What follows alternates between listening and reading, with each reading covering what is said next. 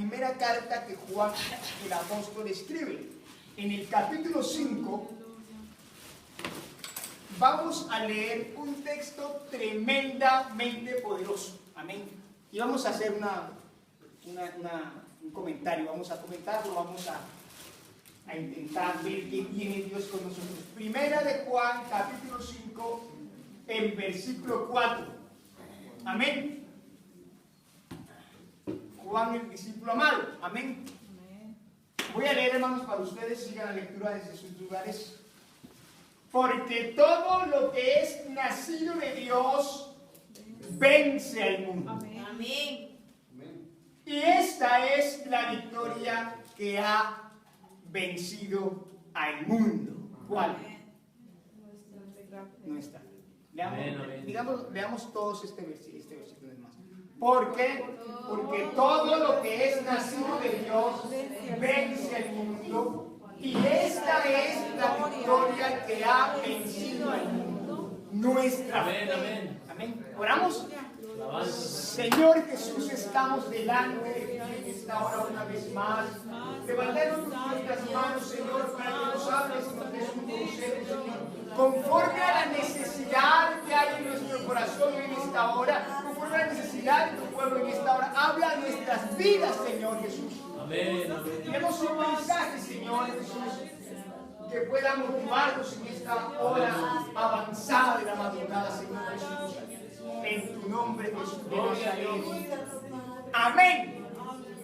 ¿Quién dice gloria a Dios? Gloria a Dios. ¿Quién dice gloria a Dios? Gloria A su nombre. Gloria. Y a su gloria.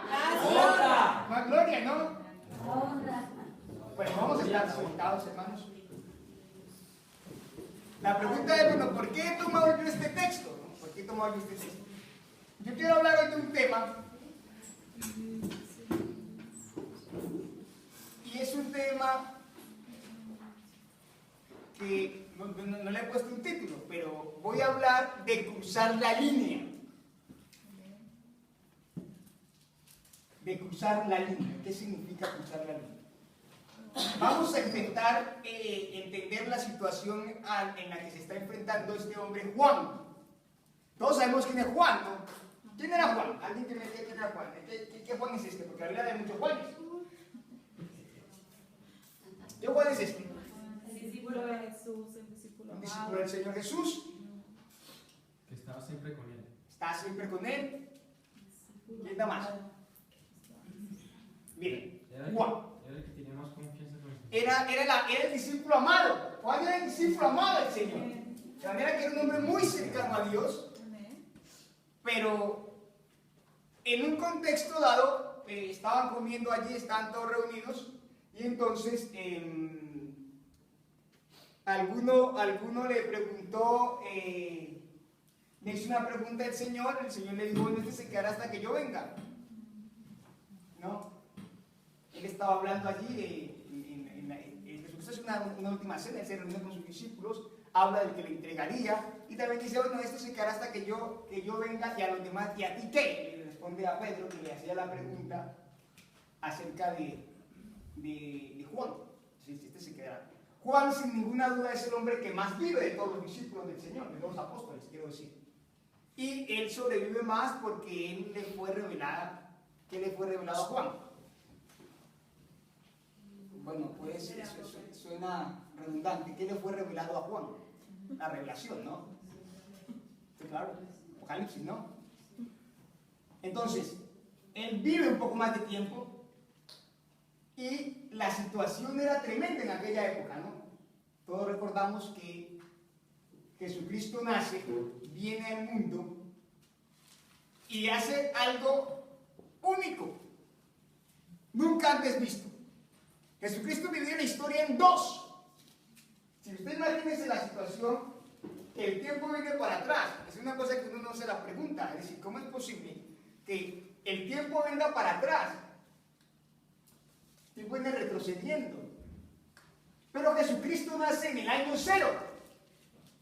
Con lo cual Jesucristo divide la historia de la humanidad. Ningún personaje destacado, importante, político, militar, emperador, hombre de ideas, filósofo, nunca nadie ha coincidido con que todo lo que gira en torno, todo lo que gira en el mundo gira en torno a él. Todo giraba en torno a Jesús. Todo giraba en torno a Jesús, hasta el tiempo. Él divide el tiempo en dos. Pero coincidencialmente, en el nacimiento de Jesucristo, existe un imperio, que es el Imperio Romano, que está hacía años atrás. Si Jesucristo hubiera nacido un poco antes, se hubiera encontrado con el Imperio griego, pero bueno, estaba el Imperio Romano en todo su auge y en todo su poder. Estaba César gobernando el mundo. Como sabemos nosotros, lo hemos comentado ya alguna vez, un emperador no es un rey. César no era un rey que gobierne sobre un territorio, es un emperador. Y un emperador es un gobernante de gobernadores, es un rey de reyes, porque él gobierna sobre imperios, sobre dominaciones, y todo lo que se conocía del mundo en aquella época, todo lo conocido del mundo, lo gobernaba César. O sea, que César no era como el presidente de los Estados Unidos, ni como el presidente, no, era un emperador. Gloria a Y un Dios. emperador hace lo que quiere. Un emperador, para lo que le quiero decir es que un emperador no pide consentimiento a nadie. Si Nabucodonosor o Artajerjes o todos los emperadores, ellos no piden permiso a nadie. Ellos gobiernan sobre países e incluso sobre continentes. Si bajo el Imperio Romano había 3 continentes que estaban bajo el dominio de un solo hombre. Lo que él decía era esto y se acabó. Jesucristo nace en días del emperador y del Imperio Romano. Y muerto Jesucristo, lo que acaba de comentar el hermano, estuvieron ellos en el aposento alto, estuvieron reunidos allí, luego viene la persecución. El Imperio Romano tiene un enorme problema. Jesucristo le deja un enorme problema al imperio, porque el cristianismo se extendía. No olvidemos que Jesucristo era la piedra de tropiezo para el imperio. Jesucristo se había convertido en un problema para el imperio. Y claro, a este hombre le seguían. La gente ya no quería pagar tributos, la gente solo hablaba de Jesús, y el emperador y los emperadores y los tetrarcas estaban preocupados, porque había creado una revolución tal que ya la gente pasaba de todo. La gente ya no quería adorar a César, la gente no respetaba a César, la gente tenía un poco la moneda romana, ya no les interesaba la ciudadanía romana, solo querían seguir a Jesús. Ese es un problema que tenía el imperio, claramente. Y entonces Juan vive en carne propia ese problema del imperio contra los seguidores de Jesús. De manera que Juan se encuentra perseguido. Hemos visto que Juan se oculta en una isla, ¿no? Está en un lugar para escondido por miedo, ¿no? Porque vivían en catacumbas en el siglo I. Ellos estaban escondidos porque les perseguían para matarles. Entonces este hombre se encuentra en una situación tremendamente dramática. O sea, Juan no la está pasando bien. Se encuentra en un problema tremendo. Y entonces, él y los que están con él. Ya había muerto Pablo, ya había muerto Santiago, ya lo habían tirado para allá de un pináculo y tiraron. Habían matado a Juan, a Jacobo, a todos lo habían matado. Y solo quedaba él. Gloria a Dios. Este no le pasó como a Elías, que estaba protestando, que Elías estaba protestando, este solo quedaba yo, no, este estaba tranquilo. Este hombre le dice a un grupo de hombres que está con él, les habla y les motiva con este pasaje. Este pasaje tiene por título La fe que ha vencido el mundo. Y el versículo que acabamos de leer dice, porque todo lo que es nacido de Dios vence al mundo. Y esta es la victoria que ha vencido el mundo, nuestra fe.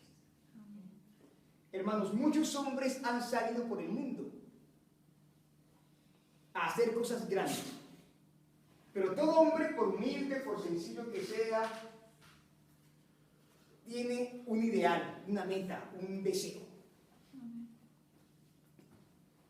Todos nosotros hemos soñado con nuestra versión perfecta. Es decir, todos nosotros albergamos en nuestra mente una idea de nosotros triunfando, una idea de nosotros habiendo alcanzado un sueño, una meta, un objetivo. ¿Sí? ¿Qué me le ha pasado? A lo mejor usted se imagina siendo gerente de una compañía, ¿no? O el hermano se sueña ser un gran predicador, ¿no? o un gran ingeniero, o alguna idea, ¿no? Entonces soñará con ser un actor de cine, otros no sé. Otros se soñarán cantando entre las multitudes, ¿no? Y que todo el mundo esté allí escuchándoles. Cada quien tiene en su mente una idea de lo que desea ser. Y yo quiero que nosotros nos atrevamos a pasar esa línea. Los hombres que han trabajado para Dios y los hombres que se han implicado con Dios y que han pasado a la historia han cruzado esa línea. Amén. Han pasado de ser hombres del anonimato, un hombre Gloria a cualquiera, Dios. un hombre X que a nadie le importa, y se han convertido protagonistas, se han convertido en protagonistas. Amén. Así es. Mira la vida de Juan, mira la vida de los demás, hombres iletrados, hombres sin un futuro claro, hombres perdidos y confundidos en el mundo de su época. Sin embargo, hoy en día son protagonistas de los eventos de Dios en un momento dado. Amén. Un hombre que marcaría sin duda, por ejemplo, porque yo siempre que hablo de algún tema, se da cuenta uno que realmente la Biblia está llena de grandes ejemplos. De grandes ejemplos. Un hombre de estos es Samuel. Samuel es un hombre que, al igual que Juan, se enfrenta a un reto. Samuel es uno de los hombres más tremendos que Dios haya llamado. La palabra de Dios escaseaba, dice la Biblia en el libro de Samuel, que la palabra de Dios escaseaba en aquella época. Si no había palabra. Los que tenían que dar la palabra, los que tenían que llevar el evangelio, estaban enredados en los negocios del mundo. El sacerdote que había que ministrar en aquella época no estaba conectado con Dios, ya que iba a ministrar. Sus hijos estaban por ahí, entrando y saliendo, armando líos. Pues no había quien llevara la palabra, no había, el tema, dice la Biblia, que escaseaba. Como ahora que usted se va ahora al metro, o se sienta en una plaza, y usted escucha todo tipo de temas. Yo el otro día me senté ahí, y había una serie de estudiantes de ingeniería de energía, y estaban allí hablando, y entonces hablaban y decían uno al otro, no, pero si yo fuera el entrenador del Barça, no, yo hubiera sacado a este, no, y yo fiché, y ¿por qué no ficha? Y porque el mejor fichaje, y este valió tanto. Si la gente sabe mucho de fútbol, parece. O se sienta usted en otro lugar y empiezan a hablar, no, que el problema es el presidente, que tal, y que si yo fuera el presidente. Gloria a Dios. Esos son los temas que uno escucha que la gente habla, ¿no? Pero realmente uno no ve que la gente tenga un objetivo claro. Aleluya. Dios llama en un momento tremendamente crítico a Samuel. Y como sabemos nosotros, Samuel no es un niño normal. Como todos los demás, fue a jugar la pelota, al escondite. No, Samuel crecía en tamaño y en gracia delante de Dios.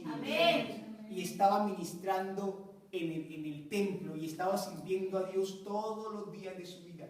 Dice la Escritura que Samuel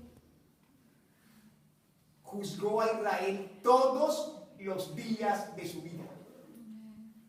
Y donde se metía Samuel había victorias. Dios respaldaba a Samuel. Y cuando Samuel iba a la guerra, el pueblo vencía. Y Samuel se convirtió en sacerdote, era profeta, profetizado también, y era juez de Israel. El último juez de Israel. Luego pues cambia la administración, Dios establece, o el pueblo pide rey, con lo cual ya los jueces ya no hay más jueces, vienen los reyes, y con los reyes viene la profecía, viene el ministerio, vienen los profetas, es otra historia, ¿no?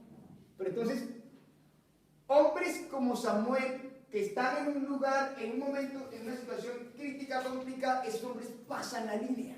Aleluya. y se convierten en protagonistas.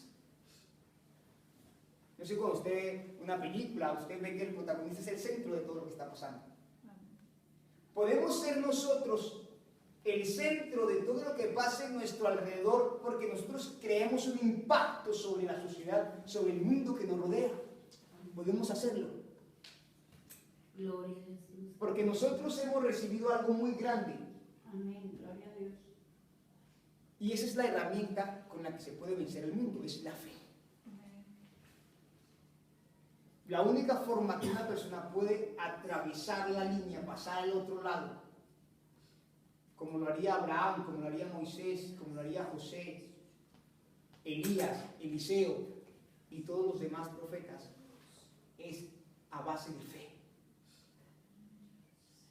Lo bueno es que Dios nos llama a nosotros para mostrarnos que Él nos ha llamado para vencer.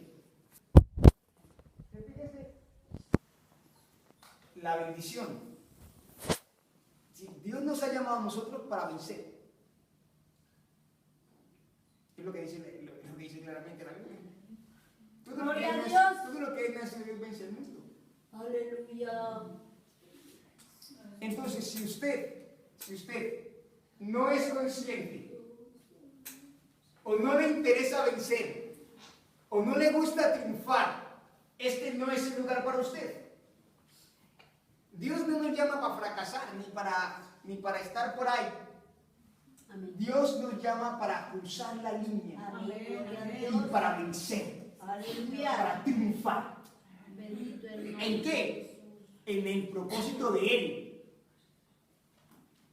O sea que ese sueño, esa visión que nosotros tenemos de nosotros, Dios tiene una ya de nosotros. Amén. Notemos que Dios es un Dios eterno. Amén. O sea, Dios vive en la eternidad. Es como si esa fuera su casa.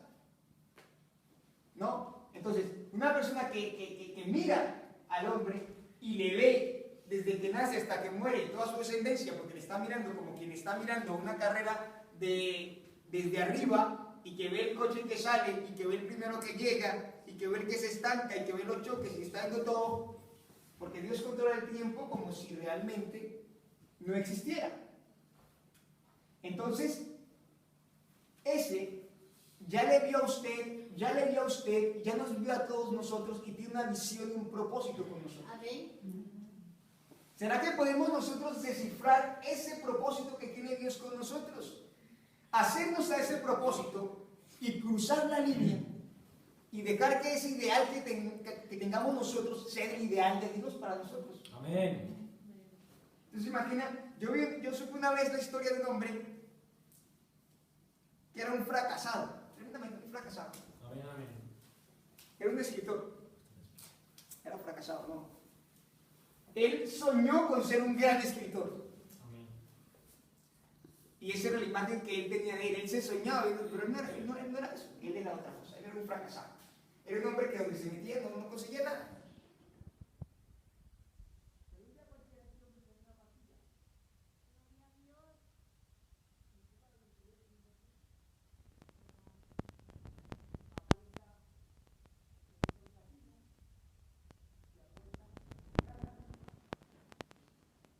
Luego,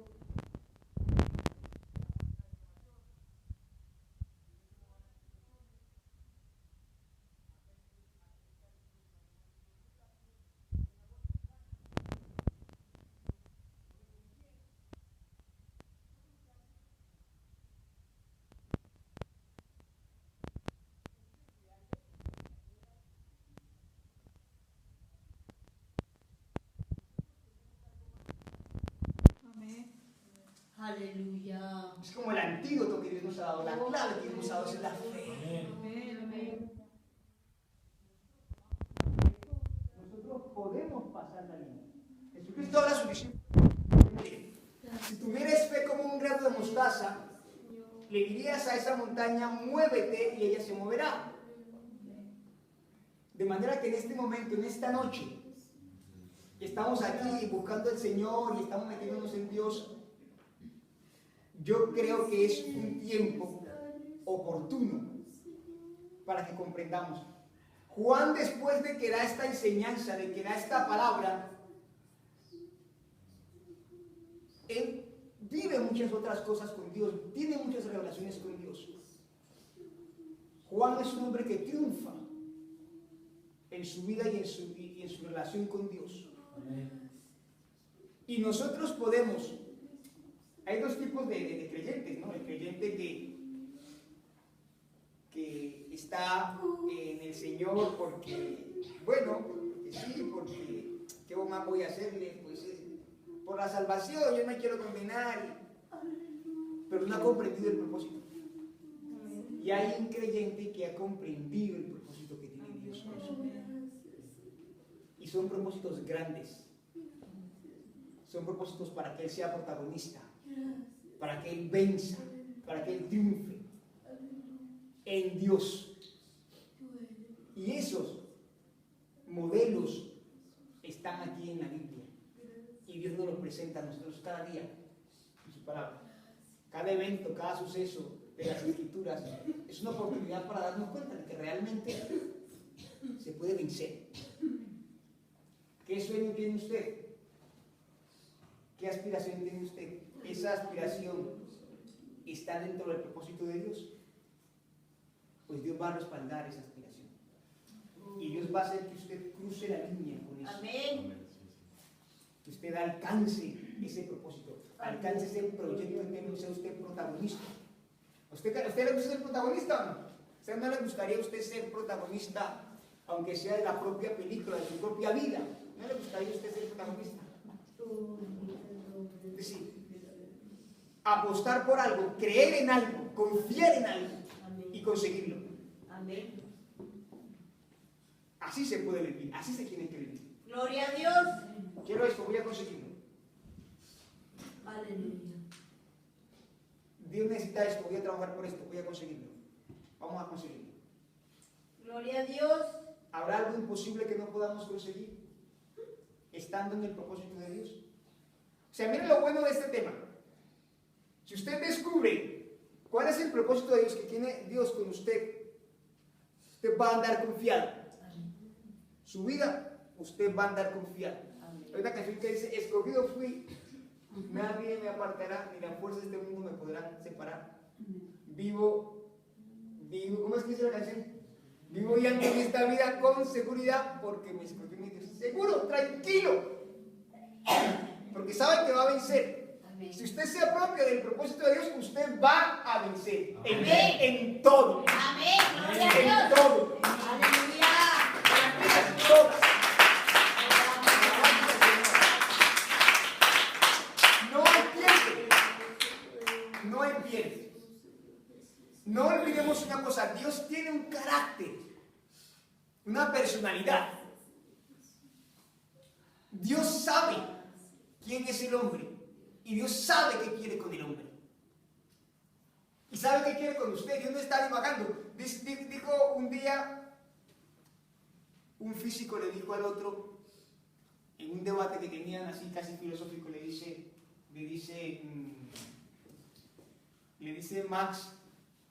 Albert Einstein, en un debate que tenía con un físico de su época. Dice, mira, Dios no juega a los dados. Le dice, porque él no creía en la mecánica cuántica. Einstein no creía en la mecánica cuántica. Porque le dice, mira, Dios no juega a los dados. Gloria a Dios. Y este hombre que era más listo en esa época, Max Planck, el padre de la mecánica cuántica, le dice, mira, no le digas a Dios lo que tiene que hacer. Si Dios hace lo que quiere. Aleluya. Amén. Pero Dios tiene un carácter, una personalidad. Y Él no está viendo a ver si hay, si no. Él no está así. Él sabe lo que quiere. Y Él ha hecho una apuesta. Es decir, Él ha hecho. Hay hombres y mujeres en el mundo que van a seguirme. Y van a seguirme con convicción hasta la muerte. Y van a encontrar mi propósito. Y Él hace una apuesta por esos. Él confía en esos.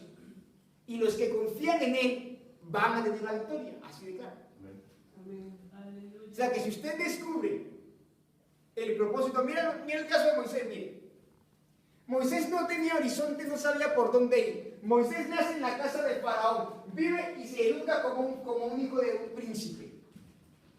En toda la cultura, en toda la sabiduría de aquella civilización, que era la cuna de la civilización de Oriente. La cuna de la civilización de Oriente. Lo que no sabían los egipcios no lo sabía nadie en aquella época. Ahí estaba la sabiduría, la trigonometría, la matemática, todo el tema. Y en ese contexto está Moisés allí, enriquecido de conocimiento, pero Moisés no sabía para dónde ir. Hombre, con cualidades, con capacidades. Dios lo llama, no, yo no quiero, no quería ir, no aceptaba el llamado de Dios. Porque Moisés no entendía el propósito. Pero una vez Moisés entiende el propósito, Moisés cruza la línea.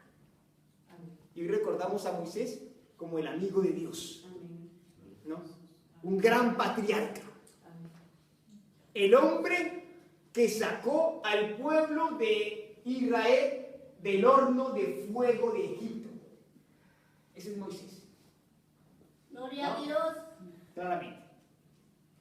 Un hombre perdido y confundido mata a un hombre un día en una disputa y sale corriendo asustado. Moisés.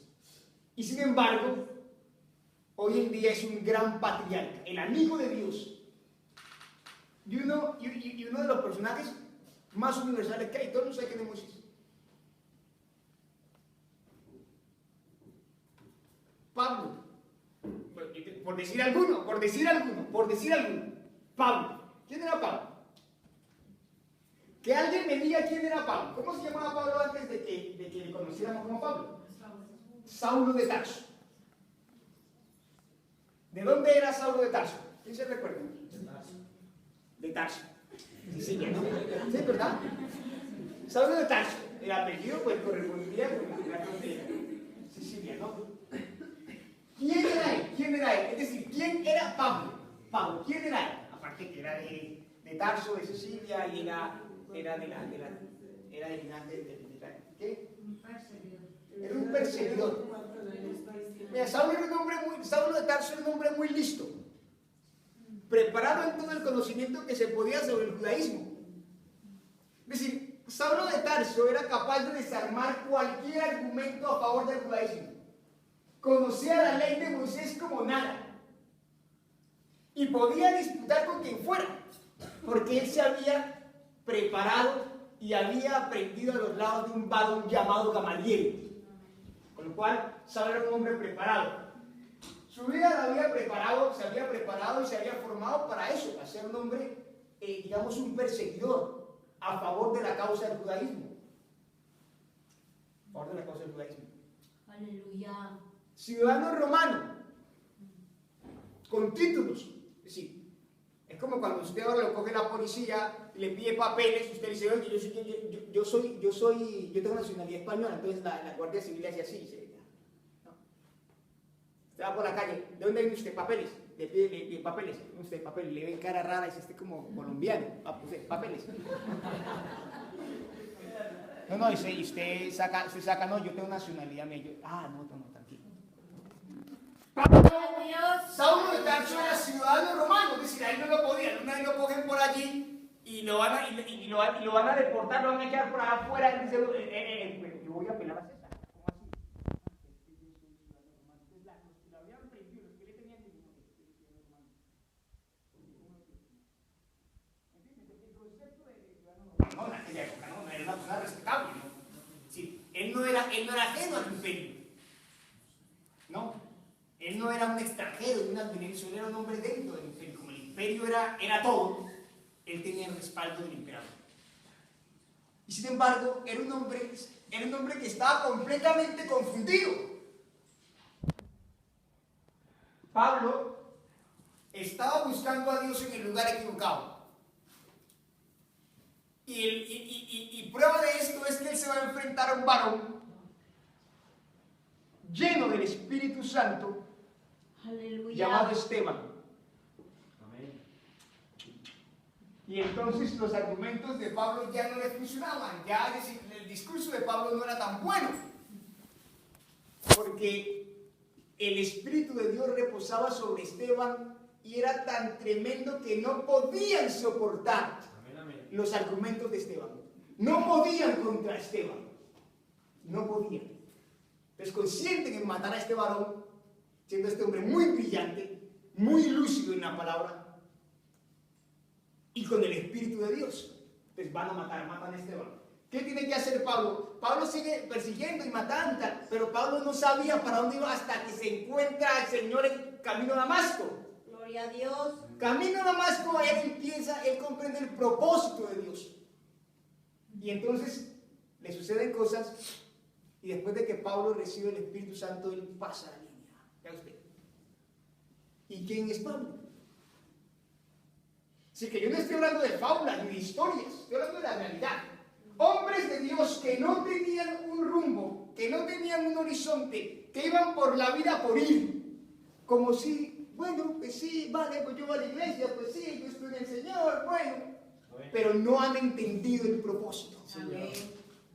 Porque el que comprende el propósito va como una flecha Amén. y nadie le detiene. Amén. Gloria a Dios. Pregunto yo en esta hora, ¿alguien pudo detener a Pablo en una de las campañas que él se propuso? ¿Alguien le paró? ¿Alguien le intimidó?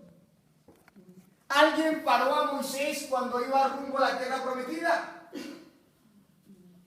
¿O alguien pudo soportar la espada de Josué, que también convirtió el propósito? Gloria a Dios. ¿Ha habido un hombre que haya ganado más batallas de las que ganó el rey David? ¿Conoce usted a alguien? Aleluya. ¿Ha habido un hombre que haya alcanzado más sabiduría en este mundo que la que alcanzó el rey Salomón? ¿Alguien conoce a alguien que tenga más sabiduría que Salomón? Hombres que han cruzado la línea y han cambiado todo.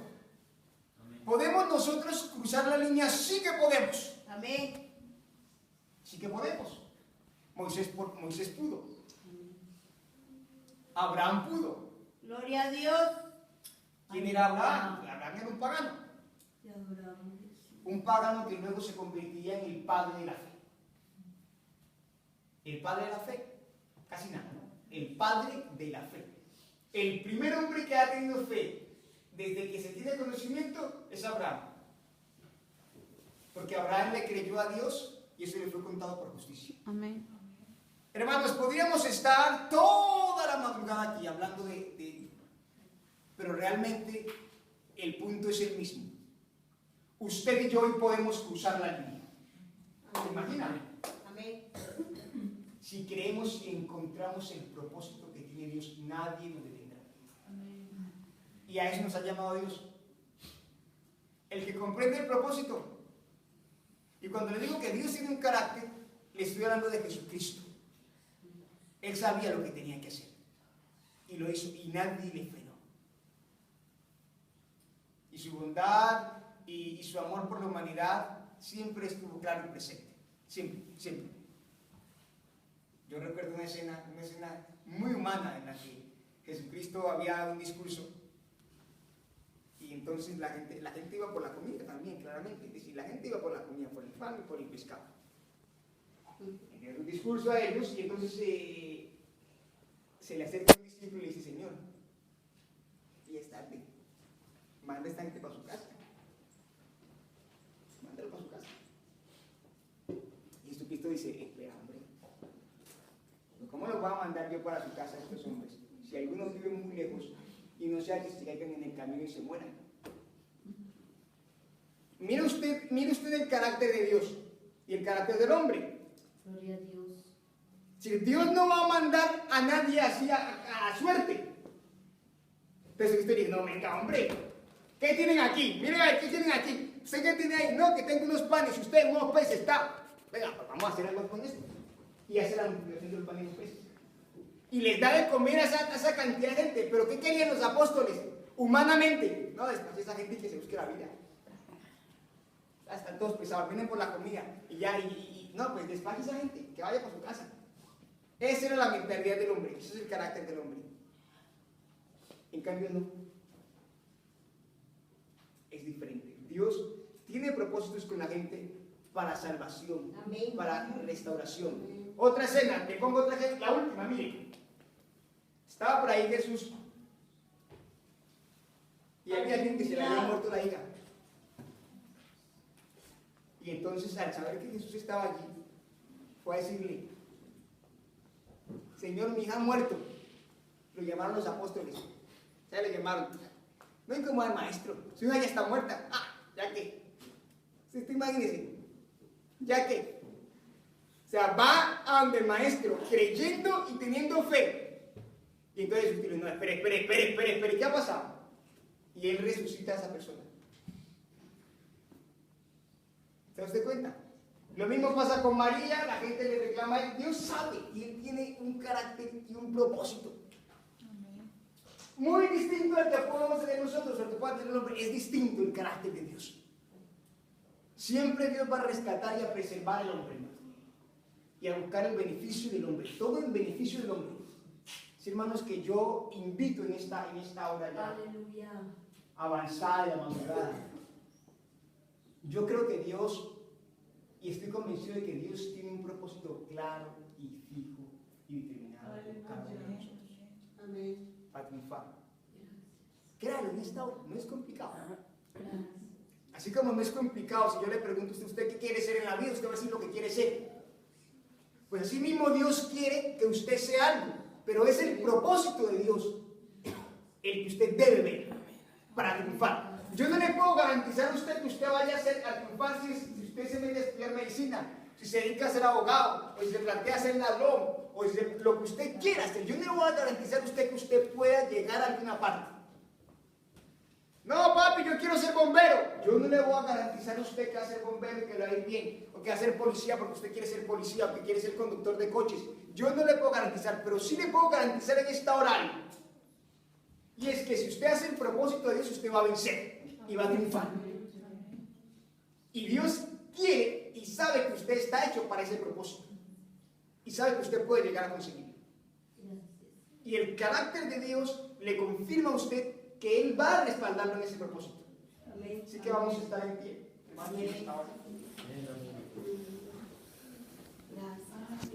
Vamos a decirle a Dios que nos muestre.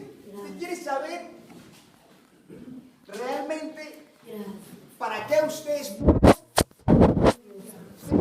¿Para qué Dios lo ha llamado a triunfar? ¿En qué área? ¿En qué aspecto? ¿En qué situación?